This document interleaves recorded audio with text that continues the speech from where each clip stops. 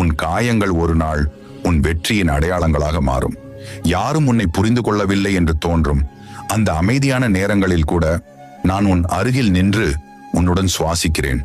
உன்னை இகழ்ந்தவர்கள் ஒரு நாள் உன் அமைதியின் ஆழத்தை கண்டு வியக்கும். எனவே கண்ணீரை வீணாக்காதே, அதை பொறுமையாக மாற்று. அந்த பொறுமையை வலிமையாக மாற்று. உன் ஒவ்வொரு துன்பத்திற்கு பின்னாலும் என் அருள் ஒளிர்கிறது. நீ வீழ்வதற்காக அல்ல, எழுவதற்காகவே நான் உன்னை தேர்ந்தெடுத்தேன். உன் வாழ்க்கை இன்னும் அழகான உயர்வை நோக்கி நகர்கிறது. வாழ்க்கை எப்போதும் நேராகவும் எளிதாகவும் இருக்காது. சில சமயம் துன்பங்கள், சோதனைகள், இழப்புகள், தோல்விகள் வந்துவிடும்.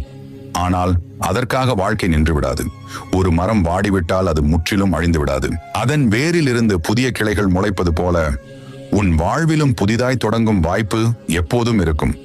ஒவ்வொரு கஷ்டமும் உன்னை வலிமையாக்க, ஒவ்வொரு தோல்வியும் உன்னை அறிவுடன் நடத்த கற்றுத்தரும்.